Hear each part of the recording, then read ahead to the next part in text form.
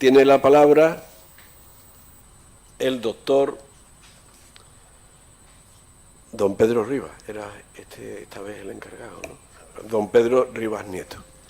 Bien, buenos días. Muchas gracias al CISDE por la posibilidad que nos da de hablar, a ustedes por estar aquí, a Pepe por la amable y muy exagerada presentación, ¿verdad?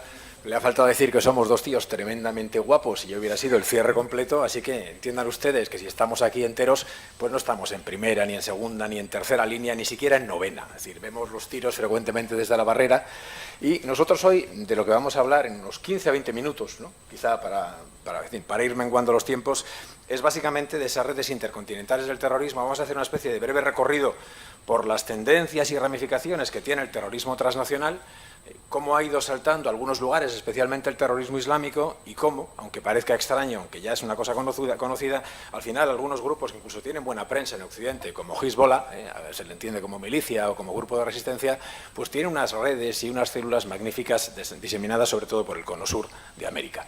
De eso es de lo que vamos a hablar nosotros en este tiempo, en estos 15 o 20 minutos, en el que haré yo de orador, digámoslo así.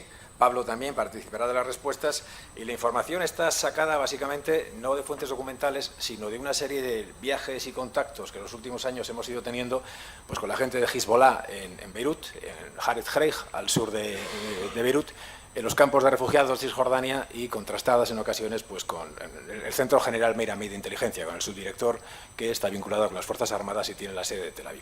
Tendrán ustedes que a los israelíes les molesta que tratemos con Hezbollah y a Hezbollah le molesta que tratemos con Israel, pero nuestro estatus de profesores, de pobres desgraciados, pues nos permite esas cuestiones. Por tanto, Pepe, somos esos dos sencillos profesores que a veces vamos por el mundo. En realidad, vivimos en unas sociedades muy vulnerables. A pesar de que estábamos hablando antes, por ejemplo, de los procedimientos de defensa y todo esto, es cierto que técnicamente somos muy solventes, pero después de la caída del muro de Berlín, las sociedades nuestras son muy vulnerables porque, entre otras cosas, nos movemos con facilidad todos por unos sitios y otros, se mueven personas y capitales por todos los lugares. Nosotros usamos Internet para hacer cosas razonables, pero a los malos les sirve desde el reclutamiento, la propaganda, la captación, la gestión de recursos financieros disponibles y el anonimato más completo. Por tanto, lo que nos ha facilitado a nosotros la vida, esta disolución y ruptura de fronteras, a otra gente les es muy útil, sobre todo a aquellos que actúan con un imperativo religioso que les ha permitido aumentar la llamada letalidad de los atentados. Porque estos atentados son más letales de lo que tradicionalmente eran, especialmente en el terrorismo religioso, y básicamente son por tres motivos. Uno tiene que ver con la psiquiatría política, no sé si entre ustedes habrá alguien que se vincule con esto, pero la psiquiatría ha calculado que si queremos tener atemorizada a la población civil, habría que hacer atentados del estilo 11 de septiembre cada 2 años, 2 años y medio. Recuerden ustedes el 11 de septiembre de 2001, calculen ustedes el 11 de marzo de 2004, 2 años y medio. Calculen ustedes lo que se intentó hacer en el metro de Londres, finales de 2005, 1 año y medio. Es decir, el plazo para que nosotros tengamos la sensación, un poco esta idea de las madres de «oh, Dios mío, estamos en sus manos», estaba pensado para que cada 2 años hubiera un gran pepinazo internacional. No solamente es una convicción por el imperativo religioso, sino una cuestión meramente táctica, útil. Si queremos tener amedrentada a la población, calculemos que tenemos que hacer operaciones de esa naturaleza. Gracias a que las fuerzas y cuerpos de seguridad del Estado y la inteligencia civil y militar se anticipa, pues se ha logrado abortar muchas de estas cuestiones. Pero tengan en cuenta ustedes este factor de la crueldad creciente de los atentados.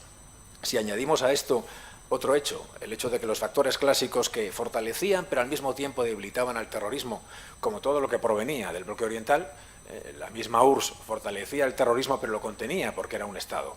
La misma ETA, yo soy del País Vasco, en ocasiones llegó a tratar con la Stasi.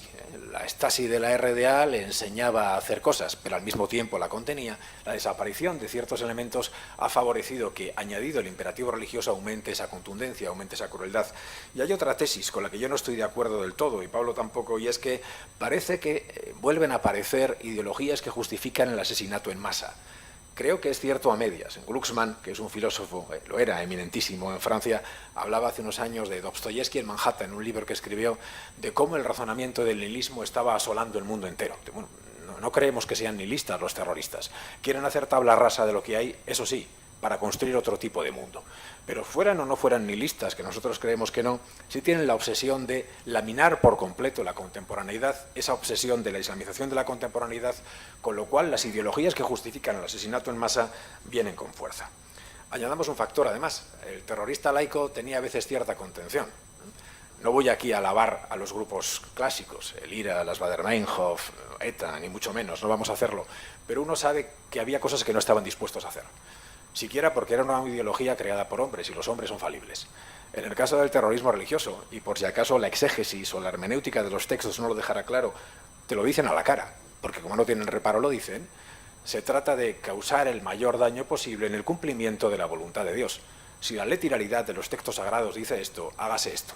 El terrorista clásico en ocasiones necesitaba del apoyo popular, por tanto, aunque tuviera pocos reparos, bueno, pues era capaz de la contención de la violencia. El terrorista religioso solamente necesita el apoyo de Dios. Ni siquiera a veces tiene que pensar en la posibilidad del uso de ciertos medios técnicos. Por tanto, la crueldad, que nosotros en ocasiones vemos aparejada a insania, a locura, no tiene nada que ver con insania ni con locura, ni mucho menos. Es gente, simplemente, que se limita a crear un proyecto político que emana de un razonamiento concreto. El fortalecimiento doctrinal tiene 40 años. Viene precisamente de la Revolución Islámica del 79. Calculen ustedes que entonces había dos grupos religiosos, el Comité de Salvaguarda de la Revolución Islámica y Al-Dawa, en Irán. Después de la caída del muro de Berlín, 10 años después, la inversión es total. 3/4 partes de los grupos potentes del mundo en terrorismo son religiosos y las características son siempre semejantes. Como esto es un acto trascendental, la violencia tiene que incrementarse. Antes no nos importaba el número de muertos, ahora sí nos importa, porque cuantos más muertos matemos, cuantos más impíos, más cerca estaremos del reino de Dios. Cuanto más trágica sea la historia de los hombres, más cerca estaremos de esa nueva construcción, no ya mundana, sino teológica, que será el lugar que vayamos a habitar. Y además razonan su violencia como autodefensiva. Nosotros nos defendemos de aquellos que nos atacan. Y les leo unas breves palabras. Nosotros, los hijos de la comunidad de Hezbollah, somos parte de la comunidad islámica mundial, atacados por los tiranos y los arrogantes de Oriente y Occidente. Nuestro camino es el del combate radical contra la depravación, y América es su raíz. ¿Saben ustedes de qué año es esto? Del 85. Ni siquiera el señor Gorbachev había llegado a la Secretaría General del PQS. No había hablado nadie de glasnost ni de perestroika. Ni siquiera se preveía la posibilidad de que la URSS se disolviera. No había habido invasión de la guerra de Irak en 2003, acuérdense ustedes, que parecía que aquello era la causa de todos los males. Es decir, el razonamiento es previo, porque este discurso, este intento de modificar por completo la contemporaneidad, no emana de la caída del muro de Berlín, ni de la invasión de Irak, ni de otros menesteres, ni de que uno lleve las tropas a Irak o las deje de sacar. Nada de lo que uno haga va a modificar esta lógica. Luego dense cuenta entonces de estos planteamientos que estamos teniendo, es decir, unos señores que a lo que aspiran es a la construcción de un orden político califal, razonándose como califato teocrático, que modifique por completo la contemporaneidad y que en el fondo es un orden político. Porque si no, no estarían intentando modificar los órdenes políticos. Esto escapa a lo que tenemos que hablar hoy. Pero saben ustedes que cuando los islamistas, no los musulmanes, los islamistas, el islam degradado, se presentan a las elecciones, casi nunca aspiran a ganar. Casi siempre aspiran a gobernar en coalición. Porque la intención es estar en 4 ministerios concretos, no quieren defensa. No les es útil, no quieren exteriores, no tienen buena prensa para hacerlo, pero sí quieren estar en el Ministerio del Interior, porque si están en el Ministerio del Interior coordinan la Muhabarat, los servicios secretos, por tanto pueden modificar poco a poco la política antiterrorista.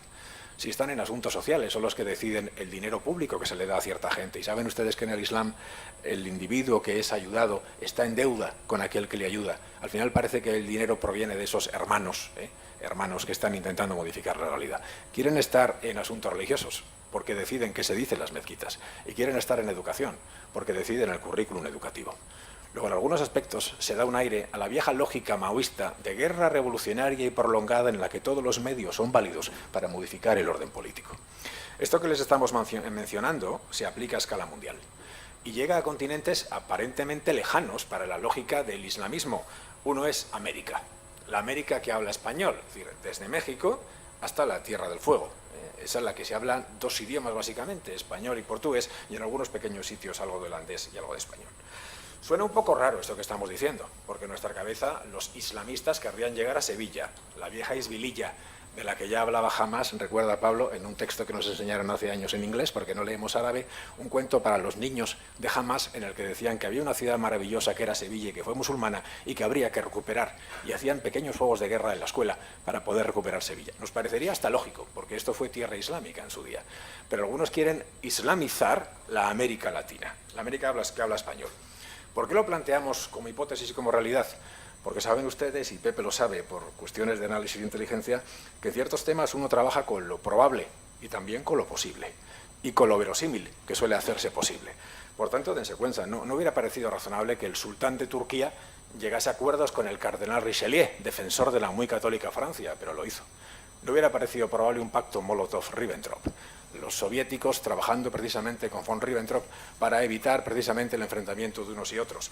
No hubiera parecido probable, como nos decían los agentes de inteligencia israelíes, que la gente de Al-Nurra la curasen en hospitales militares israelíes. Como saben ustedes, que la inteligencia israelí no tiene reparos en contar las cosas, sino los curamos, porque una vez curamos los volvemos a meter en Siria para que combatan al Daesh. Por tanto, no nos gustan estos tíos de Al-Nurra, pero nos son utilísimos. Por tanto, tenemos en cuenta no ya lo probable, tenemos en cuenta lo posible. Y lo posible, y además lo que se puede verificar en terreno, es que desde hace años, en algunas zonas de América, están recalando células de abundantes grupos. Células de Hamas que tenían contacto con las FARC, células de Al-Qaeda que estaban allí por la zona de Venezuela y desde hace algún tiempo también células que están vinculadas pues precisamente con Hezbollah. ¿Qué ocurre con Hezbollah? 5 minutos, ¿verdad? ¿Qué ocurre con Hezbollah? Pues fíjense ustedes, Hezbollah no tiene ninguna voluntad de modificar el orden político americano, ni el orden histórico del continente, porque trabaja a tempo lento. Trabaja a mucha distancia. Cuando estábamos en Hareth Reich con el señor Al-Musawi, que es el encargado de Relaciones Exteriores, y como esto le está grabando, Pepe, gracias a Dios que lo has dicho, diremos lo que pueda ser público, avisad preventivamente, por Dios, pues dice, no, si a nosotros aquello es una tierra de paso. Para nosotros es un lugar en el cual quizá a tiempo largo podría ser islamizado, pero ni siquiera nos interesa. Es un lugar en el que estamos precisamente ¿para qué? Para complementar ingresos que provienen de África y de Oriente Próximo. Nosotros, decía este señor, ya no traficamos con armas en Europa. Nosotros ni siquiera transitamos por ellas. No es correcto, ni mucho menos, pero él tenía que decirlo. Pero precisamente en América lo único que estamos haciendo es intentar mantener lazos con la diáspora libanesa, que saben ustedes que los libaneses pues somos todos muy familiares, y lo que hacemos en cierta medida es sí reconocemos tener grupos de presión. La inteligencia israelí diría, no son grupos de presión, son células perfectamente organizadas. Recuerden ustedes el atentado de la AMIA en Argentina. Es decir, decía Clifford del FBI, dice, el modus operandi en el 92 y en el 94 en la Argentina era exactamente el de Hezbollah. ¿Y cuál es el modus de Hezbollah?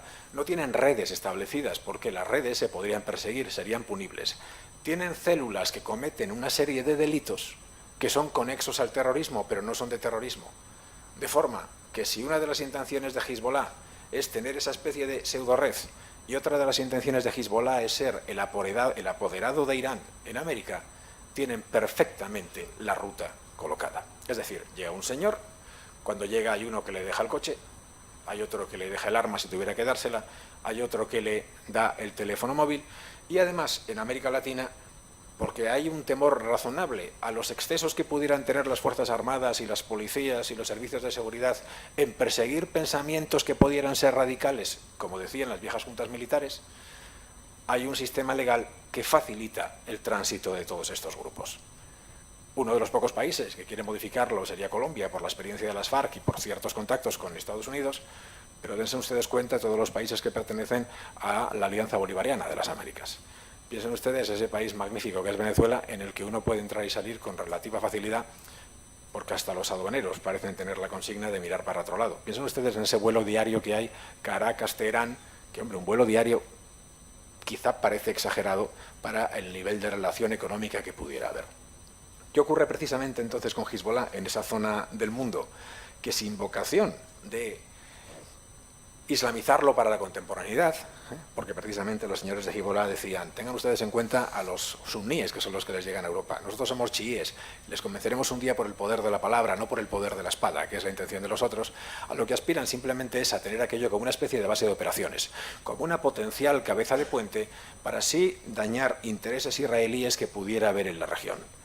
Luego, al fin y al cabo, cuando nosotros pensamos en un Hezbollah, quizá no nosotros que estamos aquí, cuando la visión que se tiene de Hezbollah es un movimiento de resistencia, de milicia armada frente al poder opresor de Israel, hasta un movimiento familiar. Tiene Hezbollah en Mlita, a 20 kilómetros al norte de la frontera, un museo maravilloso que tiene hinchables a la salida. Si ustedes tienen hijos, llegan allí con la familia y ponen en los hinchables de Hezbollah a saltar a los niños a un precio muy módico, aproximadamente €1,50.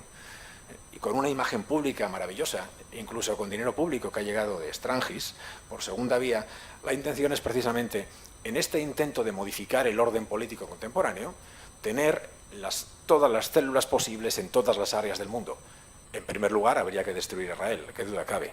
En primer lugar, habría quizá que seguir extendiendo ese pensamiento por Oriente Próximo y Medio, quizá saltar a Europa, porque el control de Europa sería razonable.